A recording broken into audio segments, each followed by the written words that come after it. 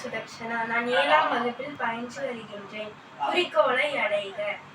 இதை இயற்றியவர் விஸ்வநாதன். முதலாவது இதை 11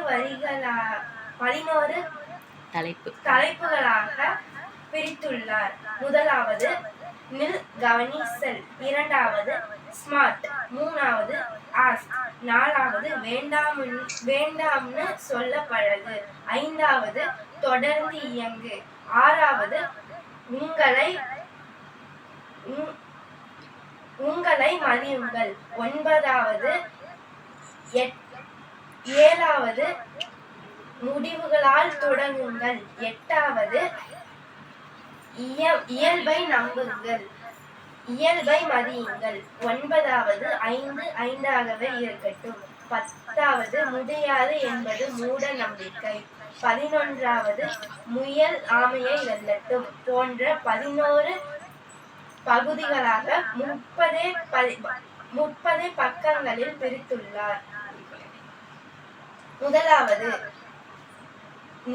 கவனி செல். எடுத்துக்காட்டு, இப்ப நம்ம ரோட்ல போயிட்டு இருக்கும் போது டிராபிக் லைட் இருக்கும். அதுல வந்துட்டு ரெட், ஆம்பர், கிரீன்ற 3 கலர்ல லைட் எரியும். ரெட்னா நில், ஆம்பர்னா கவனி, கிரீன்னா செல். அது போல நம்ம இந்த புத்தகத்தை படிக்கும் போது நின்று கவனித்து படிக்கணும், குறிக்கோளை வளர்த்துக்கணும்னு சொல்றாங்க. இரண்டாவது ஸ்மார்ட். எஸ்னா செல்ஃப், எம்னா மெஷரபிள், ஏனா அச்சீவபிள், ஆர்னா ரீசனபிள், டீனா டைம் பவுண்டட். செல்ஃப்னா சுயமானதாக, மெஷரபிள் அளவிடக்கூடியதாக, அச்சீவபிள் அடையக்கூடியதாக, ரீசனபிள் காரணமுடையதாக, டைம் பவுண்டட் கால எல்லைக்கு உட்பட்டதாக. மூன்றாவது ஆஸ்க். ஏனா ஆட்டிடியூட், எஸ்னா ஸ்கில், கேனா நாலேஜ். ஆட்டிடியூட் மனப்பாங்கு, ஸ்கில் திறமை, நாலேஜ் அறிவு. ஏன், எதற்கு, எப்படி போன்ற கேள்விகளை கேட்டு நாம் அறிவை வளர்த்து கொள்ள வேண்டும். நாலாவது வேண்டாம்னு சொல்ல பழகு. இப்ப உதாரணத்துக்கு ராக்கெட்டை விடுறோம்னா அதுக்கு தேவையில்லாத பொருள் எல்லாம் கீழே விட்டுட்டு போயிடும். அதனால நம்ம மனசு, இப்ப நம்ம கிட்ட ஏற்கனவே ஒரு பொருள் இருக்குன்னா அந்த பொருள் இருக்குன்னா மறுபடியும் அந்த பொருளை வாங்கக்கூடாதுன்னு சொல்லியிருக்காங்க. ஆறாவது உங்களை பலப்படுத்துங்கள். உதாரணத்துக்கு தீக்குச்சியில நெருப்பு வச்சா அது ஊர்னா அலைஞ்சிரும். அதே தீப்பந்தத்துல நெருப்பு வச்சா அது நம்ம ஊதுனா இன்னும் பெருசாதான் ஆகும். அதே மாதிரி நம்ம மனசையும் பலப்படுத்தணும்னு சொல்லியிருக்காங்க. ஏழாவது முடிவுகளால் தொடங்குங்கள். இப்ப என்னோட ஆசை வந்துட்டு நான் டாக்டர் ஆகணும். அதை முடிவு பண்ணனாலதான் நான் டாக்டர் ஆகணும்னு முடிவு பண்ணிருக்கேன். அதனால முன்னாடியே முடிவு பண்ணணும் அப்படின்னு சொல்லியிருக்காங்க. 8வது இயல்பை நம்புங்கள்.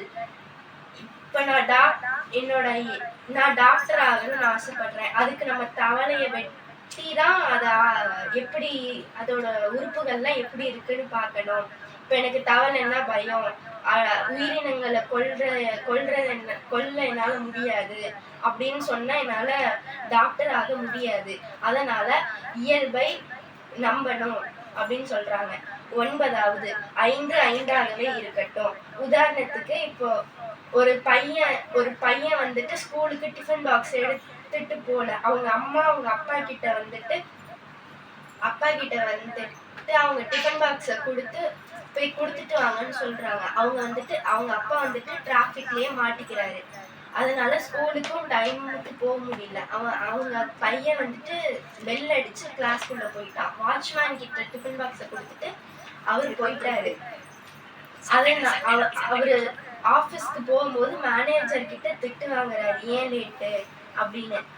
அதனால ஒரு ஒரு சின்ன பிரச்சனைய வந்துட்டு பெருசா ஆக்குனனால தான் இவ்ளோ பெரிய பிரச்சனை. அதனால 5 5ஆகவே இருக்கட்டும்னு சொல்றாங்க. முடியாது என்பது மூட நம்பிக்கை. அப்படின்னா, இப்ப நான் உங்ககிட்ட ஒரு கேள்வி கேட்கிறேன். உங்களால சல்லடையில தண்ணி கொண்டு போக முடியுமா? அப்படின்னு கேட்கிறேன். நீங்க என்ன சொல்லுவீங்க? முடியாதுன்னு தானே சொல்லுவீங்க. முடியாதுன்னு தானே சொல்லுவீங்க. இப்ப நம்ம முடியும்னு சொன்னா நம்மளுக்கு எப்படி கொண்டு போறதுன்னு இன்னும் கொஞ்சம் யோசனைகள்லாம் வரும். நம்ம வந்துட்டு அடியில கட்டு போட்டு கொண்டு போலாம். துணி போட்டு கொண்டு போலாம். ஏன் ஐஸ் கட்டியா கூட மாத்தி தண்ணி சிந்தாம கொண்டு போலாம். அதனால நம்ம முடியும்னு நம்பணும். அப்பதான் நம்மளால முடியும் அப்படின்னு சொல்லியிருக்காங்க. அடுத்து கடைசி முயல் ஆமையை வெல்லட்டும். முயல் வந்துட்டு ஆமைலாம் என்ன? அது மெதுவா தானே வரும். அதனால நம்ம கொஞ்ச நேரம் ஓய்வு எடுத்துக்கலாம்னு மரத்தடியில உட்கார்ந்திருந்தனால தான் ஆமை வந்துட்டு விடாமுயற்சியோட அது போய் ஜெயிச்சிருச்சு அப்படின்னு சொல்றாங்க. நன்றி. அது போல நன்றி. அது போல நீங்களும் குறிக்கோள கடைபிடிச்சு வெற்றி பெறணும். நன்றி. வணக்கம். இப்படிதான் உட்காருவாங்களா?